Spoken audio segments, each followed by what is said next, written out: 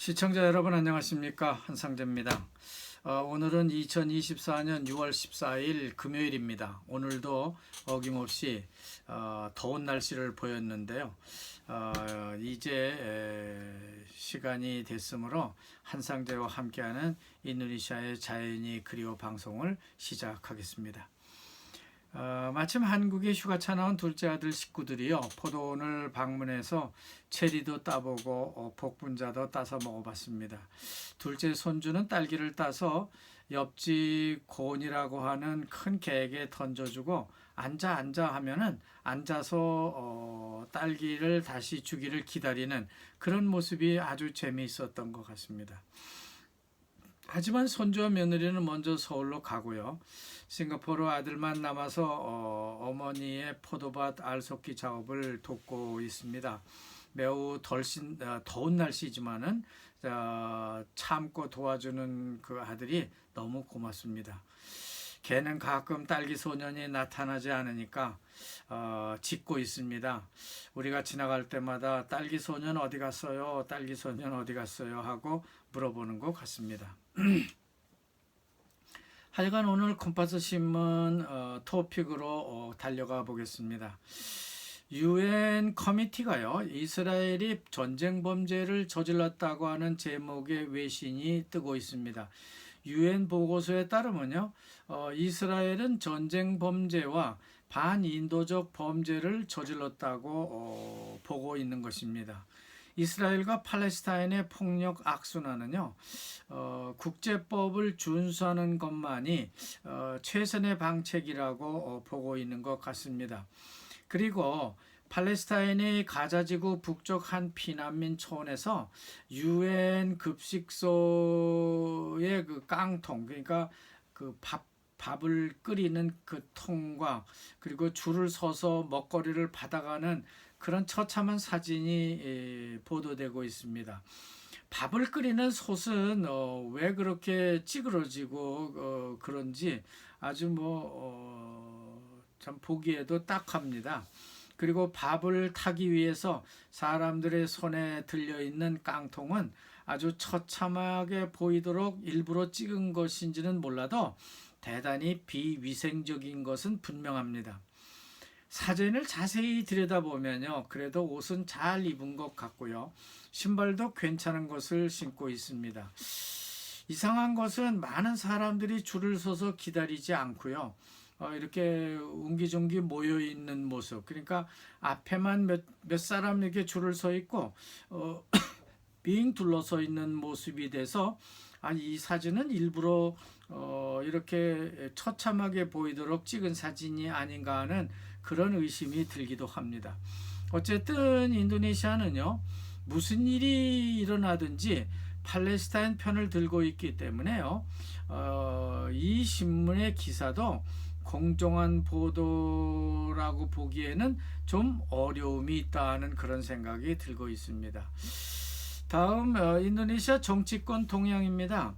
카페카는 즉시 그 하룬 마시쿠라고 하는 전 투쟁민주당 의원을 중앙선관위에 주었던 뇌물 혐의로 체포하라는 기사가 나오고 있습니다.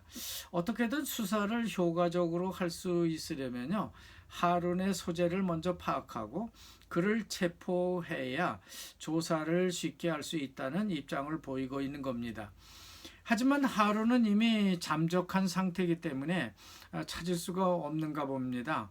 그래서 하스더 투쟁민주당 사무총장의 핸드폰과 가방을 수사해서 그를 찾으라고 압박하고 있는 것 같습니다. 조코이 대통령과 투쟁민주당의 메가와띠가 아름다운 정치적 이별보다는 서로 강수를 두고 있는 그런 모멘트 같은 느낌이 듭니다. 하스토 사무총장을 압박하는 정황이 더욱 그렇다는 것이죠. 어쨌든 투쟁민주당은 코너로 몰려가고 있습니다. 반면에 나스뎀당은요, 수리오 팔로가 일찌감치 브라보 차기 대통령에게 고개를 숙임으로써 지금 감옥에 가 있는 전 농업부 야신 림보 장관이 빨리 추록되기를 바라고 있는 것 같습니다. 그러니까 나스뎀당이 더 유리한 입장에 서 있다고 하는 것이죠. 하지만 PDP 당은요 계속 갈등 관계를 유지하고 야당으로서 역할을 다하려고 하고 있습니다. 자, 오늘 주요 뉴스는 이 정도로 봤습니다. 하지만 아직 시간이 남았기 때문에 논설 하나 더 살펴보고 넘어가겠습니다. 미국 바이든 대통령의 아들이 재판 끝에 24년형을 받았다고 합니다. 중범죄 유죄 판결을 받은 것이죠. 현재 바이든의 아들은 54세인데요. 이 아들이 총기를 구입하면서 허위 진술을 한 사건이 2건이 있고요. 총기 불법 소지를 했다는 건이 1건, 이렇게 해서 3건에 대해서 재판을 받고 있는 중이라고 합니다. 현지 대통령의 아들이지만요, 그것도 미국 대통령의 아들인데 유죄 판결을 받았다는 것이 믿어지지 않습니다.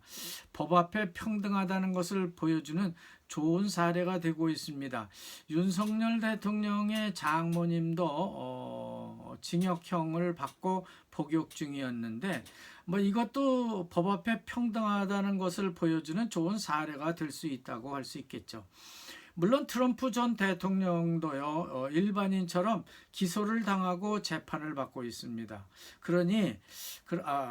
그러나 이번 바이든 대통령 아들 재판은요 11월 미국 선거에서 상당히 불리한 입장에 놓일 것이 분명합니다.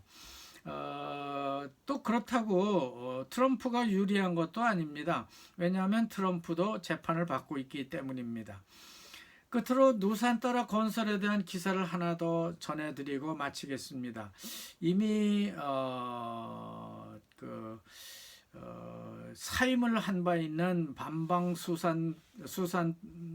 수산호또 전 누산따라 개발청장에게 조코이 대통령이 특사 자격을 주어서 국제 협력을 이끌어내도록 복권을 해준 모양입니다.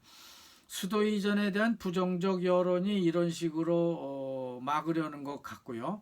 외국인 투자도 지속적으로 끌어오라고 이렇게 그에게 다시 청장 지위보다 더 높은 대통령 특사 자격을 부여한 것으로 보여집니다.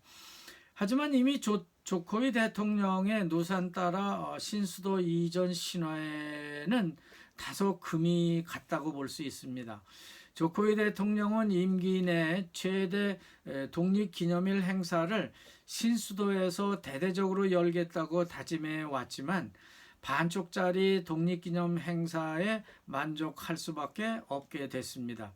문제는 80%를 외국인 투자로 건설하고요. 그러니까 80% 자금은 외국인 투자로 건설을 하고 20%만 인도네시아 정부 예산으로 건설하겠다는 그런 계획에 차질이 왔다고 하는 겁니다. 총 신수도 건설비 중에서 20%만큼으로는요 대통령궁과 상하수도 그리고 교량 건설 또 공무원 숙소 일부밖에 건설할 수 없다고 하는 겁니다. 그 자금은 이미 다 쓰고도 모자라기 때문에 2025년 내년 예산 편성을 두고 조코이 대통령 정부와 브라보 차기 대통령 정부가 줄다리를 하고 있는 기사가 가끔 뜹니다. 브라보 대통령도 25년이 되면은 무상급식도 해야 되고 참 돈 들어갈 일이 한두 가지가 아닙니다. 그렇지만 조코이 대통령이 자기 정권이 가기 전에 뭔가 이가엔 신수도가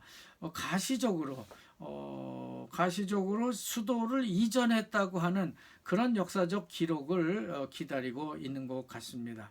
하여간 여기까지가 되겠습니다. 다음에는 신수도 관련 문제들을 하나하나 다시 자세히 살펴보는 기회를 갖도록 하겠습니다. 여러분 대단히 감사합니다.